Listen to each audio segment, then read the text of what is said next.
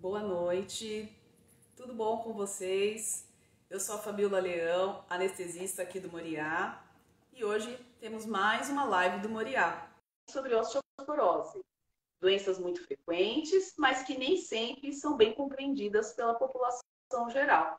E por isso, vamos convidar o Dr. Henrique Dalbolin, reumatologista do Moriá, para nos ajudar a entender melhor esses problemas que acometem uma porção de pessoas. Então, vamos falar das doenças mais comuns e frequentes, mas lembrando que também há doenças autoimunes raras. E hoje, 28 de fevereiro, é o Dia Internacional das Doenças Raras. Boa noite, Henrique. Você já está me ouvindo? Está me vendo? Já, Bem-vindo à nossa live. muito obrigado pelo convite, Fabiola. Consigo vê-la e escutá-la muito bem. Você consegue me ver e escutar também? Joia. Está muito bom o Maravilha. áudio. Super bom. Então, só fazendo relembrando aqui, que o pessoal que tiver interesse pode enviar perguntas pelo nosso chat. Talvez a gente não consiga responder todas as perguntas ao longo dessa live, mas a sua pergunta pode virar tema de uma pauta aqui nas nossas redes sociais. Então, envie suas perguntas. Ao longo da semana, o pessoal da comunicação deixou uma caixinha aberta aqui e que foram enviadas bastante perguntas. Então, o Henrique está preparado aí, que tem bastante pergunta aqui para a gente. Então, sem mais delongas, vamos começar já com as perguntas que foram enviadas ao longo dos nossos stories na semana. Antes de começarmos, queria que você explicasse, Henrique, para nós, o que é uma doença autoimune. Veja, Fabiola, eu, como reumatologista, a reumatologia por si só trata muito com as doenças autoimunes.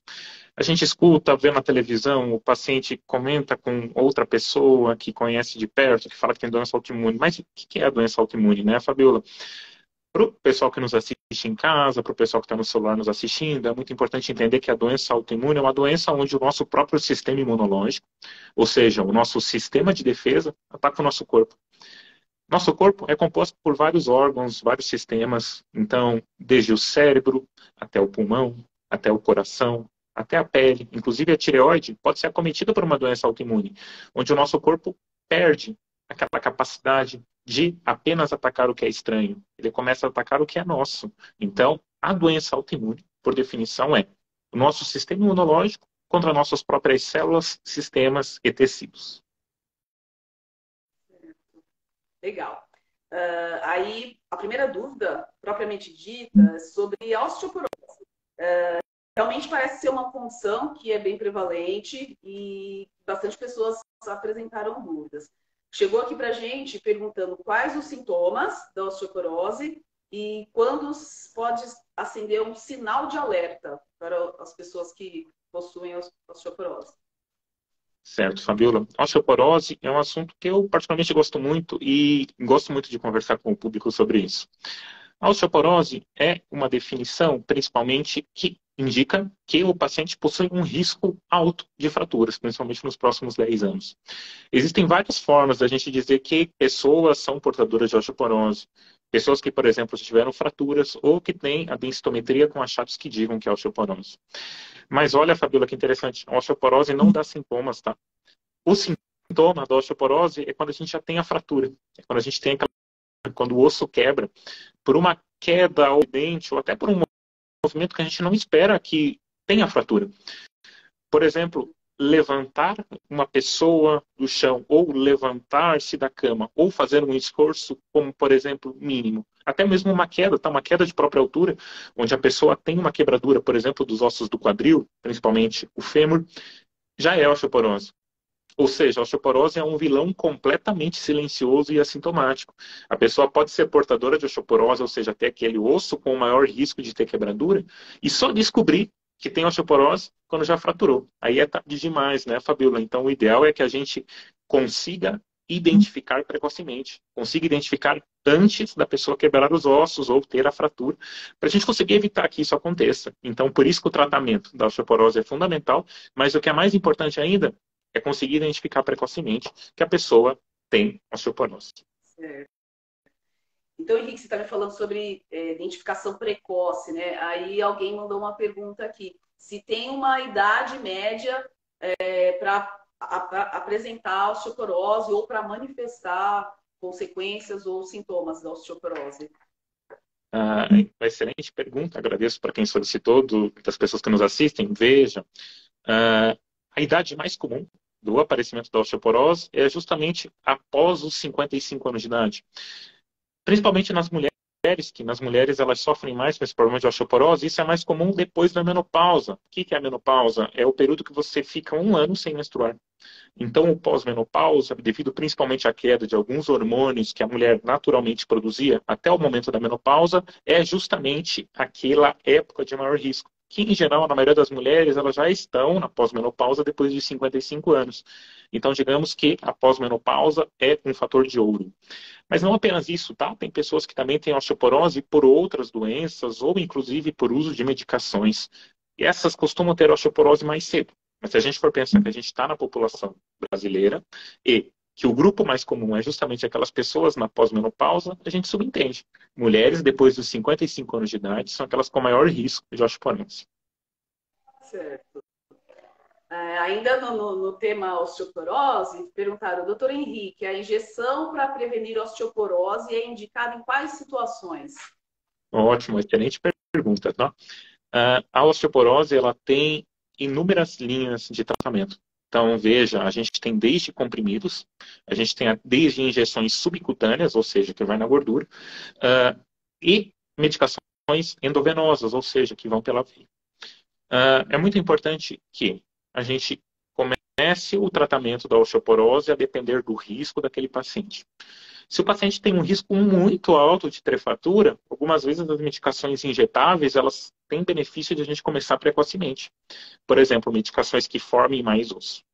Outro perfil de pacientes também que idealmente vai para a medicação injetável, é aquele paciente que tem problema de rim, principalmente o rim que funciona pouco, menos do que 30%. Esse perfil de pacientes que tem osteoporose, eles também já vão diretamente para as medicações injetáveis. Mas para a pessoa que tem osteoporose, que consegue engolir comprimidos, a gente geralmente começa com os comprimidos. Se essa pessoa começa a ter problemas de estômago, ou mesmo esse comprimido não está funcionando, ou a pessoa tem dificuldade de tomar esse comprimido, a gente parte daí sim para as medicações na veia. Mas veja, tudo isso é definido pelo quê? Pelo risco da pessoa ter uma quebradura, que é uma fratura, e como ela consegue receber a medicação. Se a pessoa não consegue tomar o comprimido, a gente sabe, Fabiola, que vai ter que ser medicação na veia, vai ter que ser medicação na barriga, né? Na gordurinha da barriga, no subcutâneo. Legal. Chegou aqui no nosso chat, o Wallace está perguntando se a osteoporose tem fator genético e se é bom tomar cálcio para prevenir.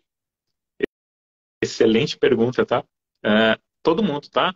Eu, a Fabiola, quem está nos assistindo, precisa ter uma ingesta de cálcio adequada, ou seja, a gente precisa ingerir cálcio. De onde que vem o cálcio?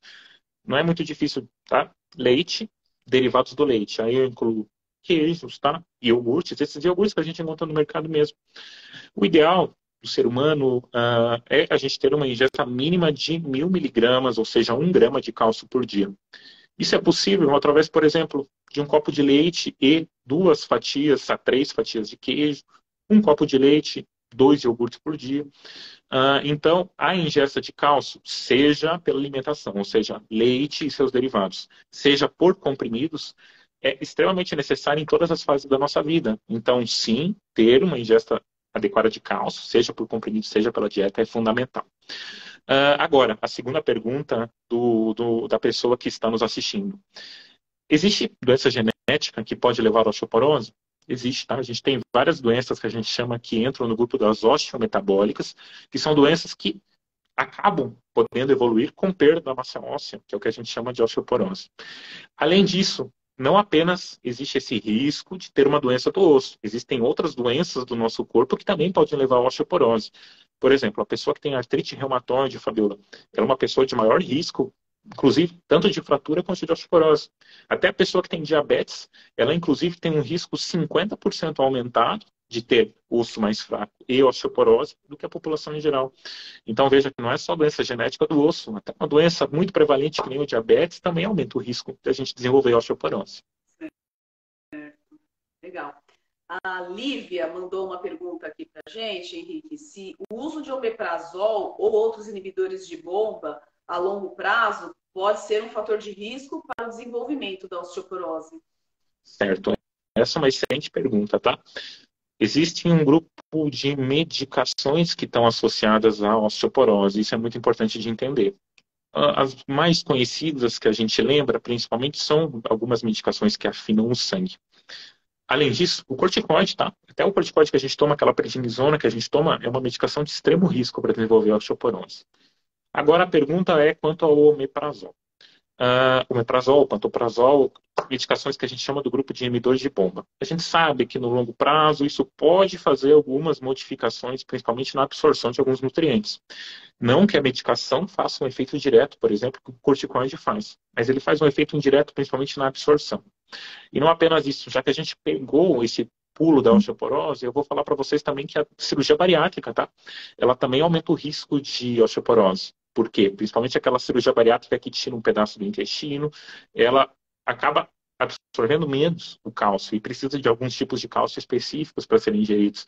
Então, não só medicamentos, mas, por exemplo, cirurgia bariátrica também aumenta o risco. Então, por isso que é muito importante que a pessoa que fez bariátrica tenha um acompanhamento adequado e, muito provavelmente, ela vai ter que ingerir quantidades maiores de cálcio, já que a sua absorção é menor. Então, veja que sim, algumas medicações estão associadas, o omeprazol, inibidores de bomba estão indiretamente associados, tá? Então, é importante separar esses dois grupos. Legal. Ainda aqui na seara da osteoporose, perguntaram para você se a pessoa com osteoporose pode ter problemas ao tentar fazer implantes dentários. Excelente pergunta, tá, Fabiola? É uma pergunta que a gente recebe muito dos dentistas, tá? A gente recebe sempre uma carta do dentista pedindo, olha, meu paciente que tem osteoporose pode fazer um implante dentário? A pergunta aí a gente coloca muita coisa na medicina na balança, tá? A gente tem que colocar na balança aqui o seguinte, o que é mais importante para a pessoa nesse momento? É um implante ou é o risco de ele ter uma fratura em 10 anos? Se for o risco de ter uma fratura em 10 anos, o benefício é muito maior em a gente manter a medicação que faz o tratamento da osteoporose e fazer um implante. Agora, o implante é extremamente necessário. E o paciente tem alguns outros fatores de risco, por exemplo, outras doenças. Aí sim a gente pode pensar em suspender o remédio da osteoporose e retornar depois de um tempo. A grosso modo, tá? A grosso modo, na grande maioria dos casos, a gente pode manter, porque o risco de ter complicações, o nosso medo é fazer aquela osteonecrose de mandíbula, né? Que é a maior preocupação que o dentista tem. A gente tem visto que cada vez mais está sendo mais liberal, a gente tem realizado procedimentos dentários sem grandes riscos. Mas é claro, se eu pego aqui um paciente idoso, que já tem múltiplas doenças e comorbidades, que já utiliza outras medicações, que tem risco aumentado de infecção, eu sei que o risco dele é muito maior. Então, nesse, eu coloco na balança. Talvez valha sim a pena suspender a medicação para fazer um implante. Mas, a grosso modo, não uma regra, tá? Mas, a grosso modo, sim, a gente pode manter a medicação e realizar um implante dentário. Legal. Henrique, a Luísa mandou uma pergunta interessante aqui. A Luísa comentou sobre a síndrome da pessoa rígida, doença da cantora Celine Dion. Ela pergunta se sabemos o que causa essa doença e como é tratada. Essa síndrome bem interessante, viu? Uma pergunta difícil, viu? Essa síndrome a gente chama de síndrome de stiff person, tá? Stiff person. No mundo, tá? Se eu não me engano, são 400 a 500 casos descritos, então são poucos casos descritos, inclusive, no mundo. O tratamento da síndrome da pessoa rígida, ou o Stiff Person Syndrome, que é o termo em inglês que a gente mais conhece, é bem amplo e variado, mas a gente sabe que existe sim um componente autoimune associado, mas ainda não descoberto. É uma pergunta que ainda a ciência está tentando entender quais são os melhores tratamentos e quais as melhores formas. Mas imagina-se que existem alterações, principalmente de alguns neurotransmissores do nosso cérebro, e que existe sim um pé na autoimunidade, que são exatamente o que a gente está conversando aqui. Falando ainda das doenças autoimunes, veio uma pergunta aqui sobre doença de Crohn. Lembrando que não são todas as doenças autoimunes que são tratadas exclusivamente pelo reumatologista. Mas se você pode esclarecer quais dessas doenças mais prevalentes em outras especialidades autoimunes que outras especialidades também compartilham o tratamento. Crohn, por exemplo, acho que é, né? Maravilha. Então, a doença de Crohn, tá? Para explicar para vocês, é um nome diferente, né? É uma doença que quem mais trata é o médico gastroenterologista. A gente, como reumatologista, lida diretamente também por quê? Porque uma das manifestações da doença de Crohn pode ser nas juntas. Mas vamos lá, vamos falar então de doença de Crohn, né? Doença de Crohn é uma doença autoimune, onde há um ataque do nosso corpo a diferentes regiões do nosso trato gastrointestinal. O que é o trato gastrointestinal? O trato gastrointestinal começa na nossa boca e vai até a região do intestino. Então, veja, a doença de Crohn, ela pode ter ataques em quaisquer pontos e quaisquer locais desse meu trato gastrointestinal. Em geral, eu tenho algumas regiões que são mais acometidas pela doença de Crohn, principalmente uma região no finalzinho do intestino fino, lá na região que a gente chama ileal. Entretanto, a doença de Crohn, como dito, ela pode ser um leque de manifestações, ela pode se apresentar de diversas formas. E, como ela é um leque, ela pode se apresentar em vários lugares do nosso trato gastrointestinal, ela também é tratada de formas diferentes. Ultimamente, tá, tem sido cada vez mais conhecido, cada vez mais prescrito pelos colegas gastroenterologistas os tratamentos com imunobiológicos, que são medicações que acabam reduzindo a ação da imunidade. Mas é claro que na doença de Crohn, essa doença que pode afetar todo o trato gastrointestinal, é muito importante a gente entender quais são as principais manifestações. Se eu tenho manifestações fora do intestino, por exemplo, pegando as juntas ou pegando a pele, que é uma coisa comum, para conseguir definir o rumo e o tratamento. Então, é uma excelente pergunta. E puxando a pergunta, tá, Fabiola, da pessoa que está nos assistindo, além da doença de Crohn, existem outras doenças autoimunes, e tem uma muito conhecida, tá? Talvez a mais conhecida do público em geral, que é a tireoidite de Hashimoto, que é a doença autoimune da tireoide. Ela é a principal doença causadora da redução do funcionamento da tireoide. Então, veja, é uma doença comum, mais comum em mulheres, e que também é autoimune. Mas é claro, ela não é uma doença autoimune multissistêmica, ela, em geral, é uma doença mais leve. Mais amplo ainda, tá? Quando a gente vai falar de doenças autoimunes de outras especialidades, eu vou trazer também aqui os colegas da dermatologia. Na dermatologia a gente tem um espectro de doenças, mas a mais conhecida de longe é a psoríase. Eu imagino que quem está nos assistindo aqui, Fabiola, conhece alguém que tem psoríase, que são aquelas placas vermelhadas que costumam sair crostas localizadas no couro cabeludo, principalmente aqui na região dos cotovelos, inclusive com acometimento das unhas. Então a psoríase também é uma doença autoimune, tratada pelos nossos colegas dermatologistas, mas que a gente da Reumato também tem um pezinho lá, já que a psoríase também pode acometer a coluna e as articulações. Perfeito.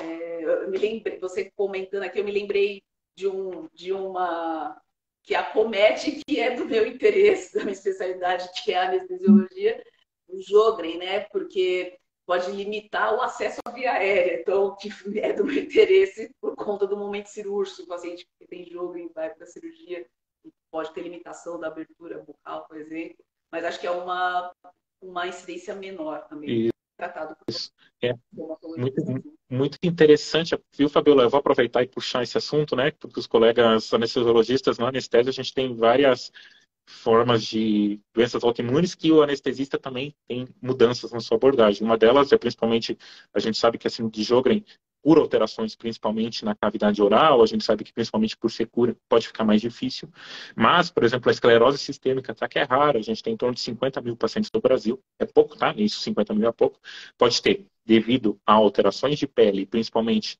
redução da abertura da boca, a gente sabe que fica mais difícil de fazer anestesia geral, né? E não apenas isso, a gente sabe que às vezes tem alguns pacientes nossos, Fabiola, que tem problemas de coluna, tá? Existe, por exemplo, na artrite reumatoide, onde a gente tem um acometimento aqui dessa região C1, C2 da nossa coluna, a gente também pode ter alguma dificuldade no momento que for fazer anestesia geral para fazer esse movimento. Então, realmente, não parece, mas as doenças autoimunes estão presentes em todas as especialidades da medicina. Isso é muito interessante. Uma interface multi aí mesmo, né, Henrique? Bom, continuando, chegou uma outra pergunta, Henrique, perguntando: as pessoas que tomam imunobiológico podem tomar vacinas, inclusive a da Covid? Excelente pergunta, tá? Agradeço novamente a pessoa que nos perguntou. Veja, quem está utilizando imunobiológicos, eu costumo dizer que tem duas situações relacionadas a vacinas nos imunobiológicos, tá? A primeira é que a gente evita vacinas que tenham na sua composição da vacina os vírus vivos atenuados. Ou seja, são vírus vivos, claro, que não funcionam, mas a gente sabe que existe um risco que tenha desenvolvimento de doença. Isso é bem raro, tá? Isso foi descrito no passado, mas de qualquer maneira a gente evita, tá? Que o paciente que utiliza imunobiológico ou outras drogas imunossupressoras, que inclui inclusive tratamento de câncer, evite essas vacinas. Quais que são as mais conhecidas que a gente lembra? É importante a gente lembrar, né? Quais são essas vacinas? Sarampo, cachumba, rubéola, febre amarela. Um tipo de vacina de herpes zoster também é vírus vivo atenuado, então essas vacinas a gente de fato evita. Então esse é o primeiro ponto. O segundo ponto, qual que é? O segundo ponto é que alguns imunobiológicos estão relacionados a menor efeito da vacina. A gente viu isso principalmente na vacina da Covid, que alguns pacientes que utilizam imunobiológicos tiveram um menor efeito da vacina na defesa contra as doenças. Então é muito importante também entender que quem usa imunobiológico tem que manter todos os cuidados, né? Inclusive para a Covid, utilização de máscara. Sempre que possível, como a vacina converte menos, é importante fazer sempre as doses de reforço para tentar manter essa defesa lá em cima, né? Então, é muito importante que quem usa imunobiológico tenha esses dois entendimentos. Evite vacinas de vírus vivos atenuados e, sempre que possível, naquelas vacinas que são permitidas, por exemplo, da Covid, que é sim permitida, sempre faça as doses de reforço. Perfeito. O Mário perguntou se a diabetes é uma doença autoimune, e, inclusive a diabetes tipo 2. Certo? Então, é muito importante quando a gente fala de diabetes, que diabetes a gente tem dois tipos principais, né? A gente escuta que tem o diabetes 1 e o diabetes 2. Veja, o diabetes que é autoimune é o diabetes do tipo 1, onde a gente tem uma agressão direta do nosso corpo contra lá as células que fazem parte do pâncreas. Em geral, muito comum em idades precoces, tanto é que a maioria das pessoas que têm diabetes tipo 1, a gente conversa com elas, elas falam, olha, eu descobri quando eu estava na adolescência, ou no finalzinho da infância. Esse sim é um tipo de diabetes relacionado à autoimunidade, onde tem um ataque direto do nosso corpo ao pâncreas, que é onde produz a insulina, então a gente fica sem insulina. O segundo tipo, a diabetes do tipo 2, a gente sabe que a diabetes do tipo 2, a principal fenômeno, né, que causa isso no nosso corpo é o que a gente chama de resistência à insulina. Isso pode ser muito amplo, tá? Mas a gente sabe que algumas doenças que têm um pezinho na autoimunidade podem aumentar a resistência à insulina. Como que a gente consegue evitar, tá? Diabetes do tipo 1, a gente não existe um tratamento que modifique, que consiga fazer a célula do pâncreas voltar ou retire aquela autoimunidade que está atacando a célula do pâncreas. A gente faz insulina, ou seja, repõe aquilo que foi destruído pela autoimunidade. E o diabetes do tipo 2, como é que a gente trata? A gente trata muito amplo. Existe desde medidas comportamentais, perda de peso, a gente pode, por exemplo, inclusive, utilizar algumas medicações, o Glifage é o mais conhecido, né? E pode necessitar de medicações injetáveis, seja as insulinas, ou seja, essas novas medicações de ação rápida, ultra rápida e lenta. Né? Então, o diabetes do tipo 2 não necessariamente é uma doença autoimune, tá? Mas o risco, existe muitas pessoas que têm doenças autoimunes que têm diabetes do tipo 2. Agora, o diabetes do tipo 1, sim. Ele sim tem um componente autoimune principal. Perfeito. Voltando um pouquinho no assunto osteoporose, chegou aqui uma pergunta da Vanessa. Quais são os ossos mais afetados pela doença inicialmente? Então, vamos lá. A gente, no nosso corpo, isso é muito interessante, tá? A gente tem algumas regiões do nosso corpo que tem predomínio de algum tipo de osso. Um osso um pouquinho mais cortical, um pouquinho mais trabecular. Isso, basicamente, é quando a gente vai lá, corta o osso, vê no microscópio e consegue entender. O osso muito acometido na mulher depois da menopausa é principalmente esse osso que a gente chama de osso trabecular. Onde que ele está mais presente? Ele está mais presente principalmente na coluna. É claro que algumas doenças, por exemplo, alterações da glândula paratireoide, que fica atrás da tireoide, ela costuma cometer mais um tipo de osso que é o cortical, que costuma cometer, por exemplo, mais a região do antebraço, mais a região do quadril. Então, veja aqui, na mulher pós-menopausa e naquele paciente que utiliza corticoides, a gente sabe que o osso que vai sofrer mais inicialmente é principalmente o osso da região da coluna. Então, de qualquer maneira, o que é importante? Quando a gente faz a densitometria para identificar uma osteoporose, a gente analisa o quadril, analisa a coluna e, em alguns casos, analisa o antebraço. Por quê? Para a gente conseguir pegar todos esses perfis de ossos e a gente conseguir definir o risco de fratura. Então, veja que não existe uma regra, não existe uma lei na osteoporose, mas a gente sabe que naqueles pacientes pós-menopausa, existe mais essa perda desse tipo de osso que está mais presente na coluna. Legal. Agora uma pergunta sobre a artrite. Qual é a causa da artrite? O uso de algum medicamento pode causar artrite? Ótima pergunta. A origem da artrite, eu costumo sempre falar para os pacientes que se a gente for levantar uma lista, eu diria que existem mais de 100 causas para artrite. Isso que eu nunca parei para fazer essa lista, tá? Um dia eu quero parar para fazer isso, mas a artrite é muito ampla. Vai desde infecções, tá? Infecções virais, até o chikungunya, quando a gente conhece, né? Principalmente o pessoal que mora no norte e nordeste, sabe que a chikungunya é uma causa de artrite muito comum nessa região. E existem doenças que causam artrite. E aqui na reumatologia, talvez a principal que a gente mais converse é principalmente a artrite reumatoide. Eu vou focar principalmente na artrite reumatoide, tá? Que é aquela imagem que a gente tem quando pensa em artrite. A artrite reumatoide, ela pode ter uma origem genética, ela tem uma correlação hormonal, principalmente por isso que ela é mais comum em mulheres, e existe também uma relação que a gente chama de ambiental. Por exemplo, exposição a certos vírus, exposição a alguns tipos de solventes ou tóxicos, tabagismo, tá? Cigarro é uma coisa muito importante. E na artrite reumatoide, até infecções ao redor do dente podem ser gatilhos para aparecimento da doença. Então, veja, eu tenho aqui um polo genético e eu tenho aqui, nesse paciente, um gatilho, que geralmente é um gatilho ambiental. E esses são os mais comuns. Na nossa prática do dia a dia, inclusive o paciente que tem artrite reumatoide, a gente vê que cigarro é muito importante. Tá? Cigarro é talvez, dentro do que a gente vê mais comum, talvez seja o mais comum desses fatores gatilhos associados à artrite reumatoide.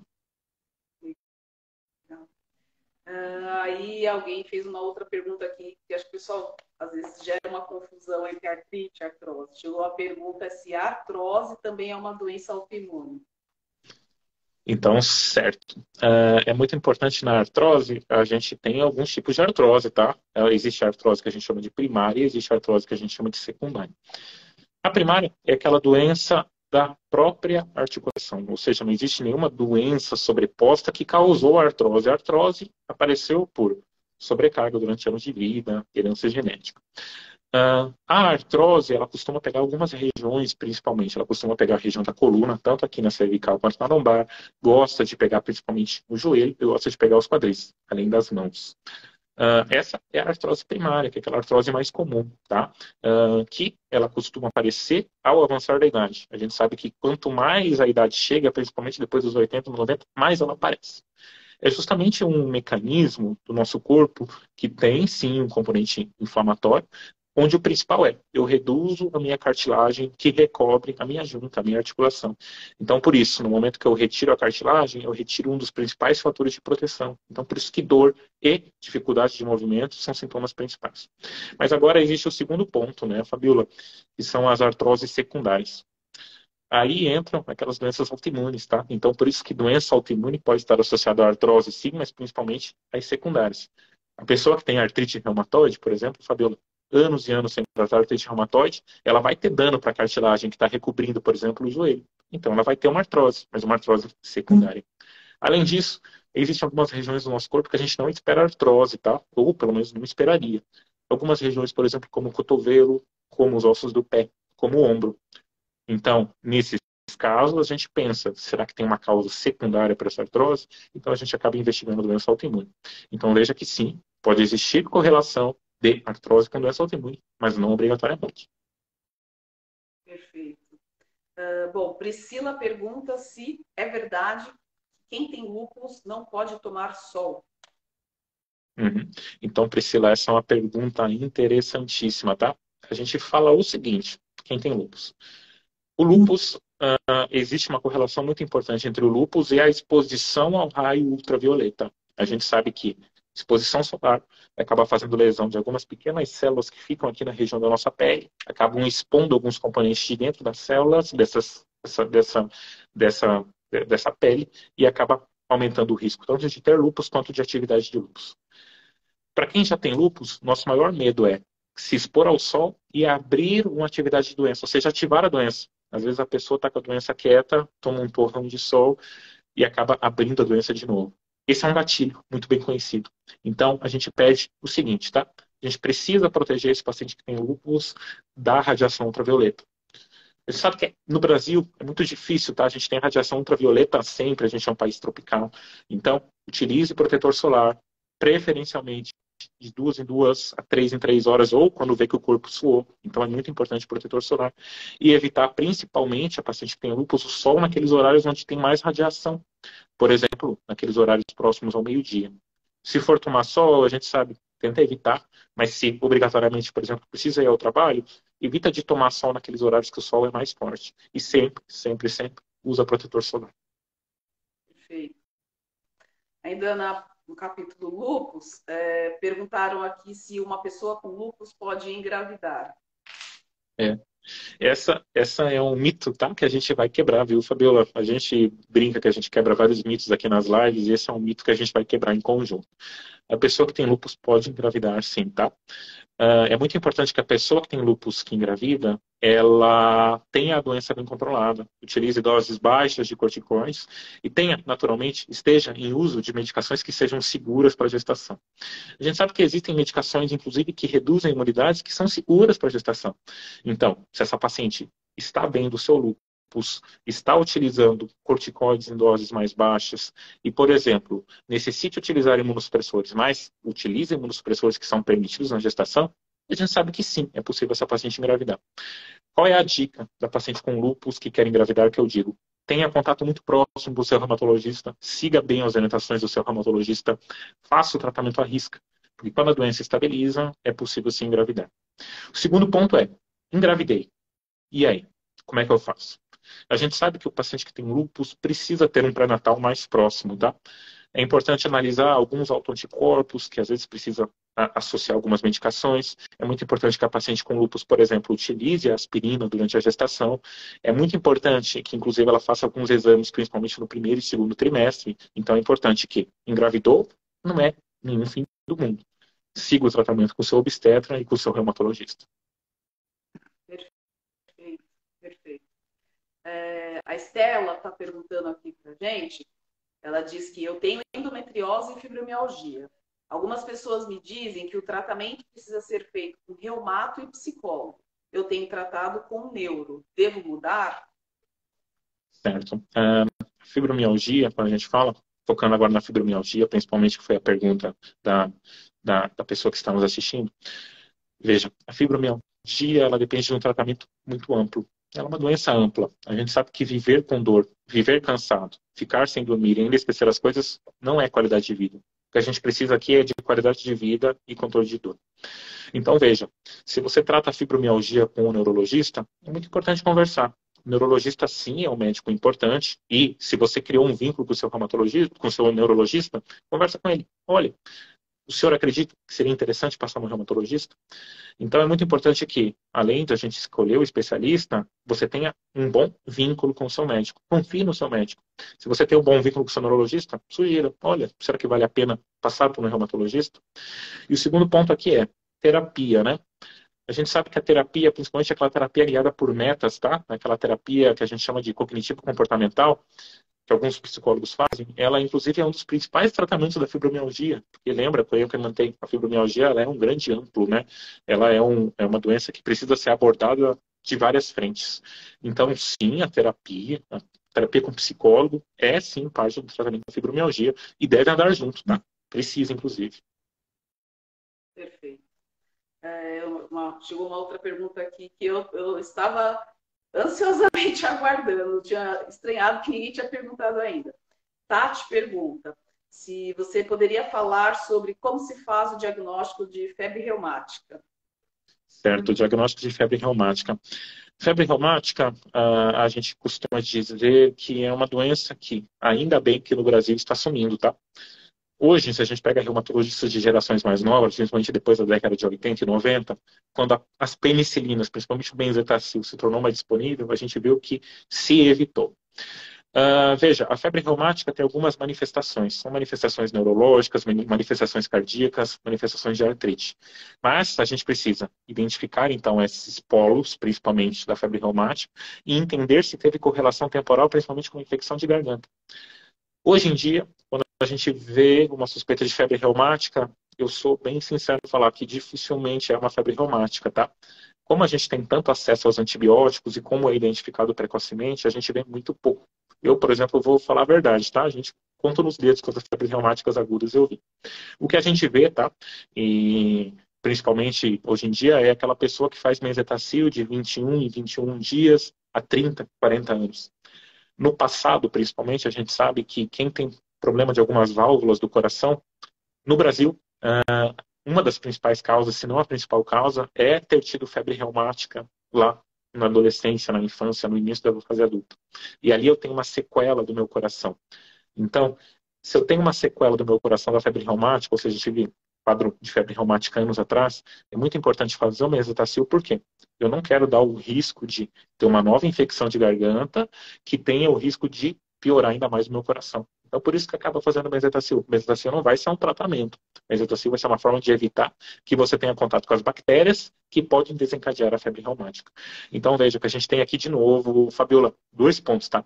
A gente tem a febre reumática aguda, que está cada vez mais rara no Brasil, ainda bem.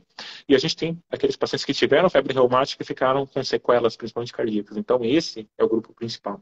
Então, esse precisa fazer Benzetacil, principalmente se ele teve uma lesão do coração mais grave, praticamente por toda a vida, justamente porque a gente quer evitar que tenha contato com essa bactéria que levou a essa atividade que causou isso. Então, é muito importante a gente conseguir separar esses 2 pontos.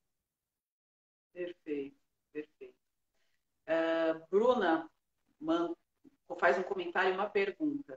Tenho psoríase e demorei 2 anos para ter o diagnóstico. É normal essa demora no diagnóstico? E é verdade que a doença tem fundo emocional? Ótima pergunta, tá? E eu vou aproveitar essa pergunta e puxar um outro fio aqui, tá, Fabiola? As doenças autoimunes, tá? No geral, elas têm uma jornada longa. É difícil. A gente vê que tem pacientes que demoram anos para chegar ao diagnóstico, tá? A gente não consegue entender, a gente tenta sempre, conversando com a indústria, conversando com o pessoal que gere o SUS, entender onde que a gente consegue encurtar essa jornada, deixar essa jornada mais acessível. Infelizmente, isso é um problema que talvez prolongue por anos. Mas a boa notícia é, a gente está vendo que cada vez mais a doença autoimune é identificada de forma mais precoce. Claro, às vezes ainda atrasada, mas a gente está conseguindo reduzir devagarinho isso. A psoríase, ela tem várias manifestações. Tem pessoas que têm psoríase, que tem aquela psoríase escondida, né? Às vezes no umbigo, às vezes na região genital, às vezes apenas atrás da orelha, e ela passa anos e anos e anos e anos sem saber que tinha psoríase. Então, sim, a gente vê que é muito comum o atraso no diagnóstico. Mas, no momento que você faz o diagnóstico, hoje, para psoríase, existem tratamentos maravilhosos, tratamentos que, inclusive, conseguem zerar as manifestações de pele da psoríase. Então, hoje, tanto no SUS quanto no sistema privado, já existe acesso a todas as linhas de tratamento da psoríase.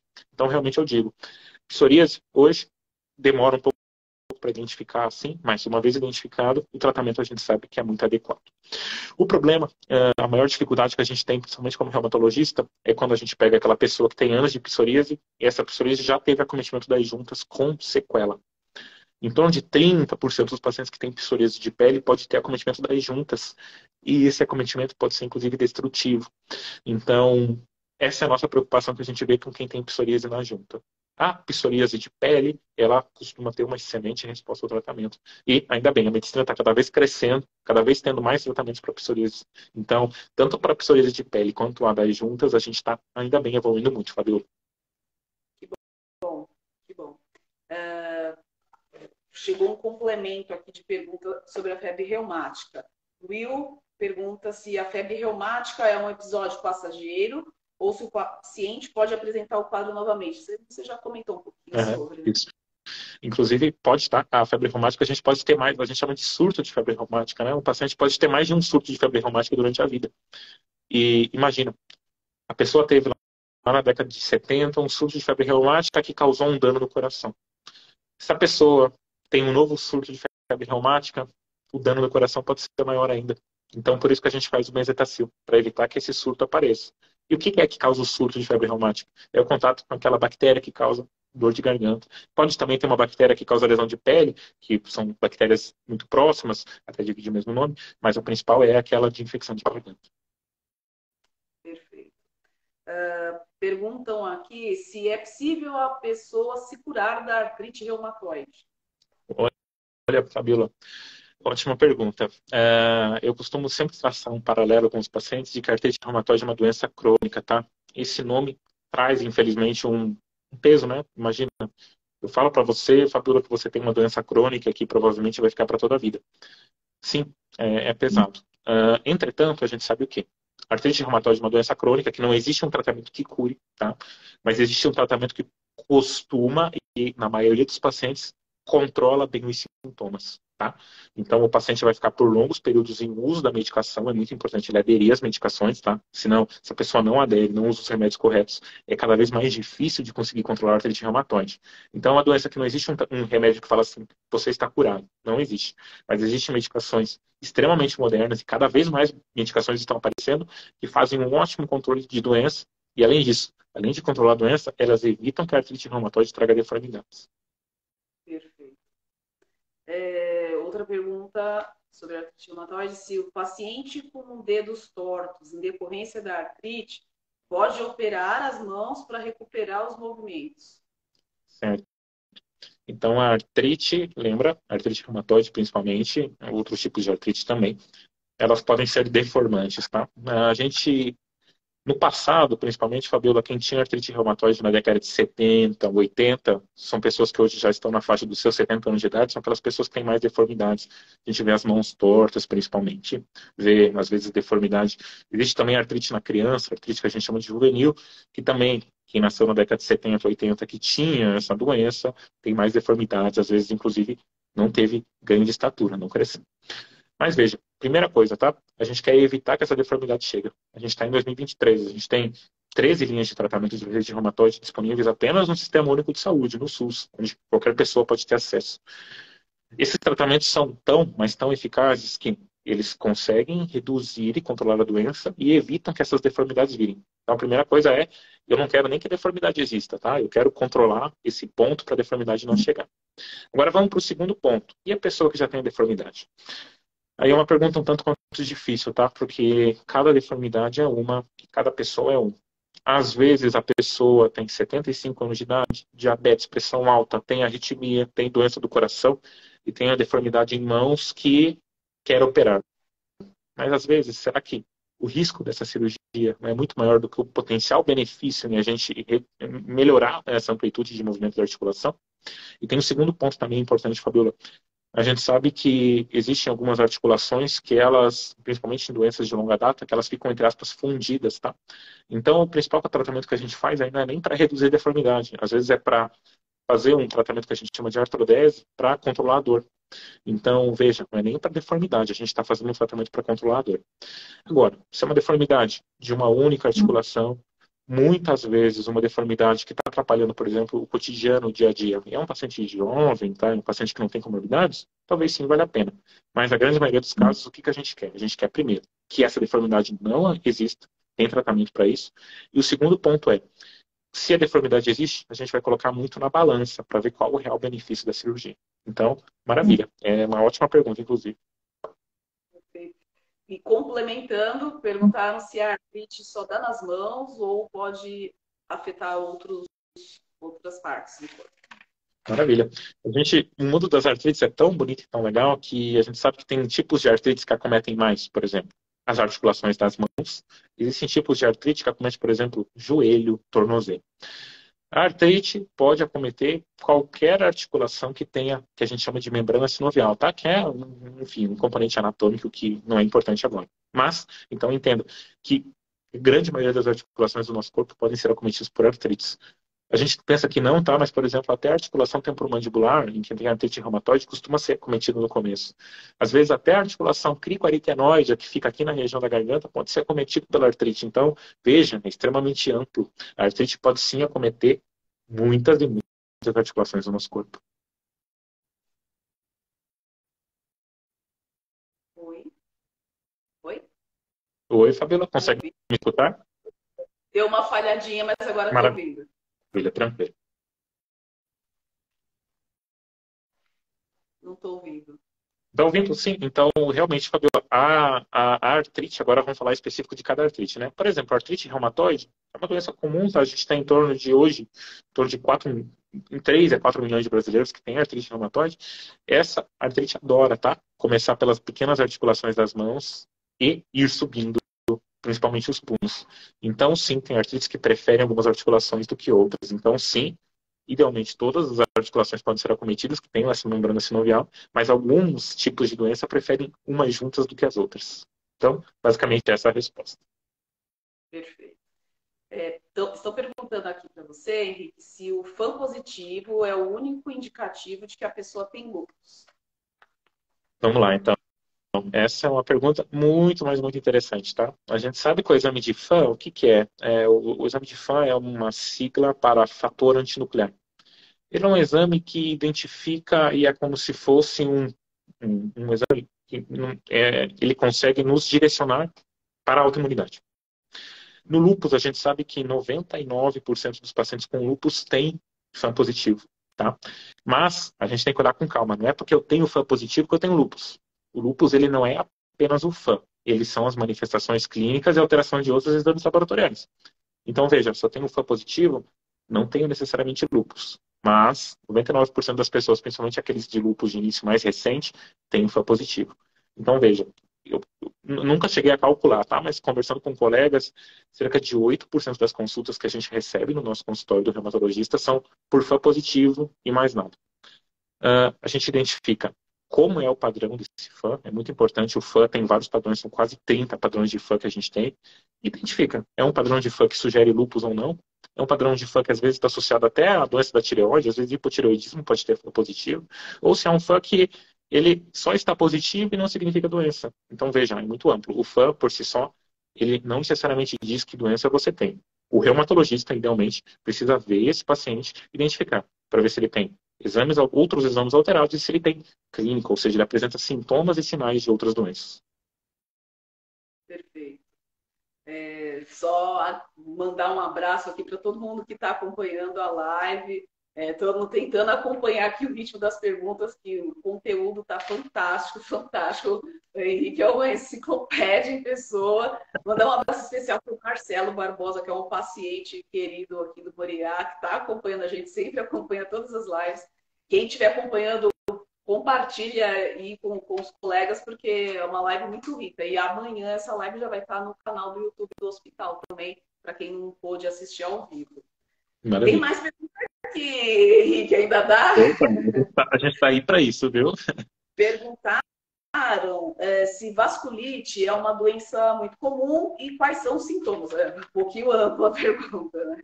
Realmente. Então, veja, vasculite, se a gente for pensar vasculite, tá? Vamos pensar. O que significa vasculite? Tem o it no final e tem vaso na frente, então a inflamação dos vasos. Existem várias causas de vasculite, de inflamação dos vasos. Existem as doenças sistêmicas, tá? Que a gente chama de vasculites sistêmicas, que são aquelas que acometem vasos de diferentes calibres do nosso corpo. Existem até algumas vasculites que são às vezes limitadas à pele, tá? Existe esse grupo. Em específico, a gente da reumatologia, a gente tem um foco muito grande nas vasculites sistêmicas. E elas ficaram muito conhecidas por causa de dois famosos, tá? Ashton Kutcher, agora, recentemente, né, declarou que tem uma vasculite sistêmica, ou seja, uma vasculite que pega vários vasos do corpo. Mas existe um outro ator que ficou famoso agora, eu até esqueci o nome dele, que recentemente ficou internado no Rio de Janeiro, teve alta, se eu não me engano, anteontem, há 3 dias atrás, que também tem uma vasculite sistêmica. Esses são os dois principais que nos trouxeram, que nos fazem lembrar de vasculite. Quando a gente fala de vasculite, então, a gente sabe que existem vários tipos de vasculites, e as vasculites costumam acometer vasos de diferentes tamanhos. Existem aquelas que gostam de acometer vasos grandes, vasos médios e vasos pequenos. As que a gente mais conhece e mais vê no dia a dia, principalmente, é um tipo de vasculite que costuma pegar vasos grandes, que faz dor, principalmente nessa região, que piora quando eu faço a mastigação, que às vezes pode ter sensibilidade no couro cabeludo, que a gente chama de uma arterite de células gigantes. É comum por quê? Porque ela acomete mais idosos, principalmente acima dos 60 anos de idade, e costuma trazer sintomas como emagrecimento, pode ser uma causa de febre, inclusive, nessa população. Então, essa é a vasculite que a gente mais conhece.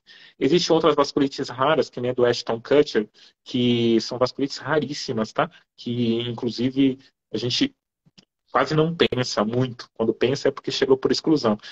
A gente, inclusive, aproveitando que eu estou falando de Ashton Kutcher aqui, até hoje ele não definiu, não falou pra gente, Fabiola, que vasculite ele tem. A gente acredita que seja uma vasculite chamada síndrome de Coogan, raríssima, tá? Que costuma acometer os olhos e os ouvidos. Mas veja, vasculite sistêmica, ó, dá um capítulo desse tamanho, de tanta vasculite sistêmica que a gente tem. Mas a mais comum que a gente conhece é essa, que costuma afetar os idosos, dá dor nessa região, dá dor quando mastiga, dá sensibilidade aqui no cabelo. Então, veja que um mundo à parte e muito interessante, inclusive. Mas reforço Sou que não é uma doença comum. uma cola aqui, né? Que é o José Maier, né? A José dele é Maia, essa mais. exato, José Maia. Então, esteve internado recentemente. Eu acho que o José Maia teve alta agora, dia 25 ou 26, de um hospital, enfim, no Rio de Janeiro. Ele tem uma vasculite chamada granulomatose com poliangiite. A gente chamava antigamente de doença de síndrome de Wegener. A gente, a Fabíola conheceu na faculdade por síndrome de Wegener, né?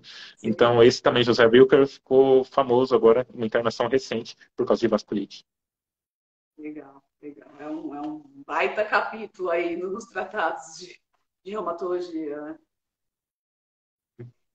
Chegou aqui também, Henrique, perguntando como que vocês direcionam o diagnóstico para síndrome de Sjögren. Maravilha. Síndrome de Sjögren eu adoro, tá? Eu gosto muito bastante de síndrome de Sjögren e senti falta, inclusive, de perguntas. Agradeço a quem perguntou. Síndrome de Sjögren é um nome um pouquinho diferente, porque o nome é o nome de um sueco, tá? Que foi a pessoa que descreveu a doença pela primeira vez. Então a gente acabou pegando esse nome lá da Suécia e ficou o nome Sjögren. A doença de Sjögren, a síndrome de Sjögren, ela é caracterizada principalmente por sintomas de secura, tá? Às vezes a pessoa tem uma secura muito importante no olho, fica com o olho muito vermelho, coça muito o olho, tem que usar muito colírio. Cintura na boca, secura na boca, tá? Nota, por exemplo, que tem pouca saliva, às vezes teve uma perda dentária muito importante, às vezes nota que inclusive aqui tá seco, inclusive parece que não consegue descer a comida. Então, esses sintomas secos, principalmente dos olhos e da boca, são os principais. Para diagnosticar o Sjögren, a gente, claro, vê se a pessoa tem esses sintomas secos e se ela tem alguns exames, principalmente exames de sangue da doença, se vêm positivos, e às vezes a gente pode progredir, inclusive. Consigo avaliar se ela tem secura no olho. Às vezes eu faço, inclusive, uma biópsia da glândula salivar para ver se essa glândula salivar tem sinais de Sjögren. Então, veja, são os sintomas, mais exames de sangue. Perfeito.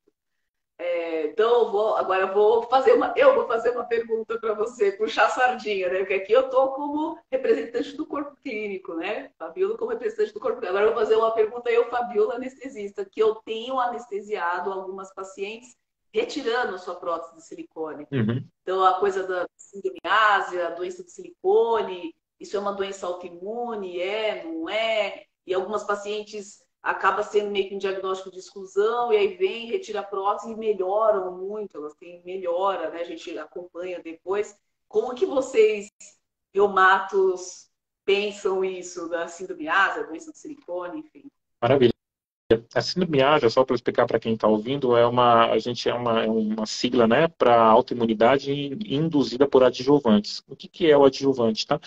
Adjuvante pode ser, por exemplo, uma prótese, tá? Uma prótese mamária, ou seja, o famoso silicone é um adjuvante no nosso corpo. Existem algumas reações ainda não conhecidas que associam, por exemplo, algumas próteses de silicone, às vezes próteses mais antigas, próteses que romperam, com o aparecimento de doença autoimune. Imagina-se que esse conteúdo que tinha dentro da prótese é um conteúdo que o corpo entende como não seu, tá? E gera imunidade contra aquilo. Mas essa imunidade acaba, na verdade, gerando defesa e acaba gerando ataque, desculpe, para outros pontos. Por exemplo, a síndrome ásia, que é essa autoimunidade, ela pode se apresentar de várias formas. Ela pode se apresentar por artrite. Às vezes a gente nota, inclusive, esclerose sistêmica, que é uma doença mais rara que causa espessamento de pele, que pode aparecer, tá?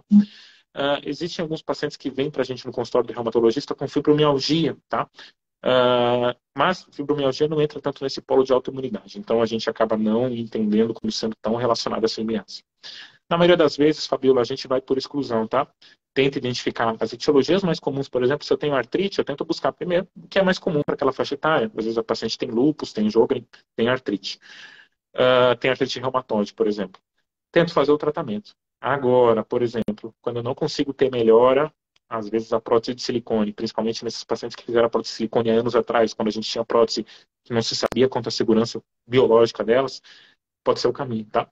Então, a síndrome ásia, que é essa síndrome de autoimunidade induzida por adjuvantes, tem que entrar no raciocínio clínico do reumatologista. Inclusive, é uma interface que a gente tem muito grande com o cirurgião plástico. Claro, aquela paciente que tem uma relação temporal bem esclarecida, que não tem melhora com os tratamentos habituais, ou que não tem uma etiologia diagnóstica bem clara, a gente opta, sim, por retirada da prótese.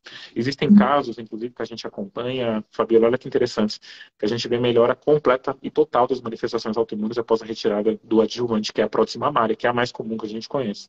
Então, é muito importante, o reumatologista sempre vai pedir, olha, você tem prótese mamária? Quando que você colocou? Teve revisão recente? Tem sinal de extravasamento? Porque isso pode ser um sinal de origem do quadro, e o tratamento é retirar o adjuvante, ou seja, retirar a prótese.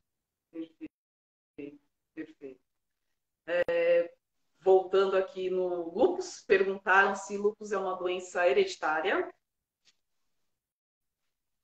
Certo.